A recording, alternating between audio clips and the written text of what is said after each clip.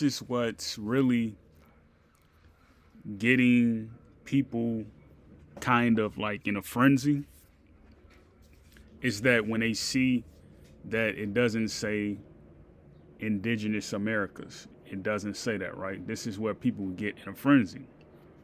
So you know when they take your DNA, they're testing for like sequences, and they also testing for the amount of hits that it gets. So if you get, like in my case, right, 1% indigenous Americas, just 1%, right? This means only one person shared this line of ancestry. Doesn't mean a bunch of people share it, right? Like anybody can share indigenous America. You know, this could be green, this could be green, Mexico can be green. Anybody can share that, right? Because that's a group of people. But can't anyone just share 1%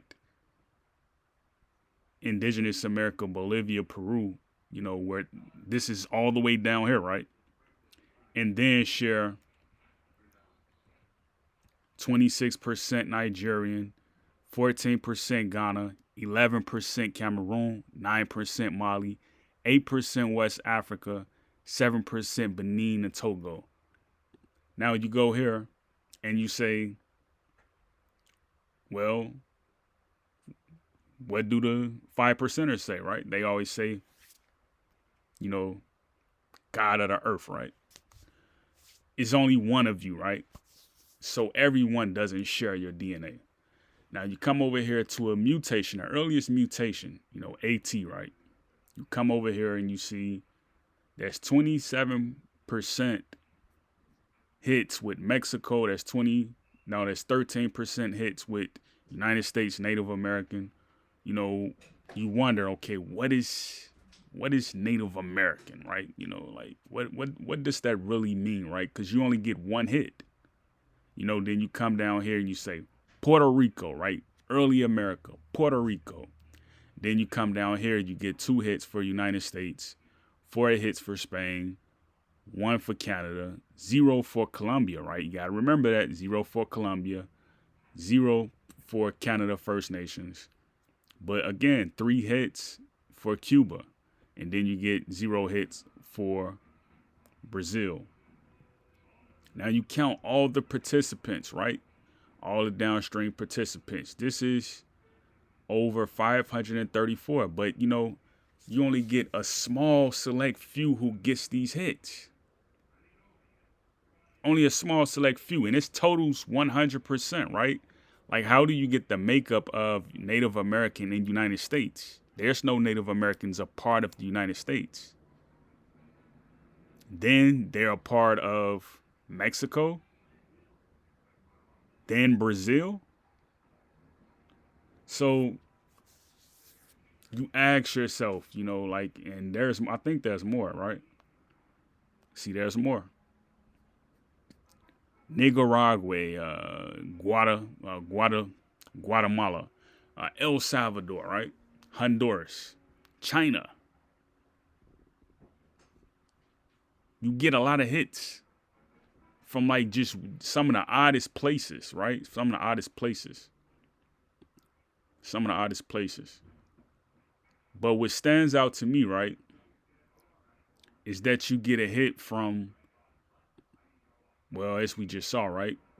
You get a hit from unknown origins and you get hits from Turkey. That's what stands out to me. That's what stands out to me. So, like, you got to think. You really got to think, you know, what exactly does this put a demographic where you have 1% indigenous Americans in Bolivia, Peru, with Eastern Bantu, Nigerian woodlands, and Western Bantu people? Where do you get Western Bantu and indigenous Americas together? So, like, it's obvious that they're not being completely clairvoyant with the people who are doing the testing, which means you have to figure these things out on your own. which is okay, right? Because it gives you time to think. It gives you time to really decipher through, your human migrations and patterns. You having that only soul DNA, right? You know, but you also, you take into account, right? You take into account this area right here. What was right here at once upon a time? Like what was right here at once upon a time where people felt they could just walk across into here, or people felt they could just walk across over to Mexico. What was right there at once upon a time? You know, because if someone has 90% indigenous Americas, 90% or 100%, right? This means they have no DNA or no contact out of the original graph that comes with being someone who is Nigerian or Benin. You know what I mean? Like someone who is just like Eastern or Western Bantu. So I don't think, to be American is necessarily to be indigenous American, but I think really it's probably Western Bantu. And it's also in most cases, right? It's probably Nigerian. I think that's what people are missing right there. Like, what does it mean to be American, right? It's probably Western Bantu and Nigerian, because those are the most hits that African Americans get.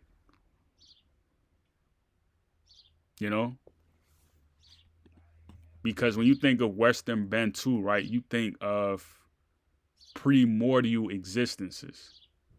You think of first people. You think of the original inhabitants of Earth. That's what you think of when you think of Western Bantu. Even Eastern Bantu. You know what I mean? And then my DNA, right? I noticed this as well. Like my DNA, it fluctuated from the time that I took it to the time that I took it now. I think at one point, like my DNA on my Nigerian side, right, was like 22%. Then when I looked at it again, it was like 26%. So like the DNA, it changes. That's what I noticed. It changes. But yeah, this right here is what I found interesting. My A mutation put me in Mexico. It put me in Puerto Rico. That's what I found interesting, and this is again, this is through my mother's side, right? My mtDNA, that's through my mother, So think about that when you're calculating, whether or not you should make decisions to leave the country or to stay in the country, right? Think about the inheritance you have here. Instead of just saying like, well, I'm not 100% indigenous America. Like, nah, that's not the idea to use. Especially since, Aboriginal comes before indigenous. And then when you think of Aboriginal, right, you think of Bantu. You don't think of indigenous. Aboriginal is not synonymous with indigenous. Aboriginal is synonymous with Bantu. You see what I mean? So that's the thing that people should be really pointing at and kind of like looking into. That's what people should be thinking.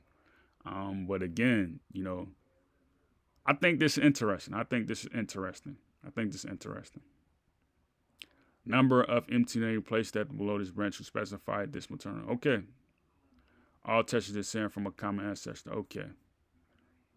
Number of things placed on this branch who specified this maternal origin. Okay. All right. So all these are the same. All right. All those are the same. Okay, all those are the same. All right. All right. So it's really, okay, let's see. Number of MT full sequence testers placed on this branch who specified this maternal origin. Number of full DNA tests. Okay. Number of empty full testers placed at below this branch to specify this paternal all testers descend from a common maternal ancestor. Okay. All right. Okay. So I need to be looking at this and this. Okay. All right.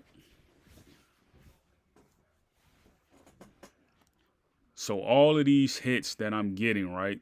They're in my DNA. All of these hits. Because you got to remember the flags are right here. They're on the side.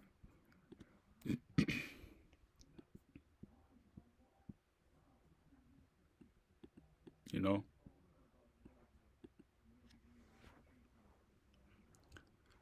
So, also, this is the last point I want to make, right? When you're looking at people who may be termed Native American, who may be termed Mexican, who may be termed Puerto Rican in modern day sense, right? They're grafted from an original person, an original being, an original primordial, an original God, right? They're grafted from them, right? And I think the guy is like Ethiopian or Somali. I think he's one of them. He's East African, right? He was talking about how all Black Americans come from this part of the world. And you know, the thing that stood out to me, right, that I was thinking, like he was saying that everybody in Eastern Europe, right, they come from Africa, right? They come from a certain ancestor in Africa.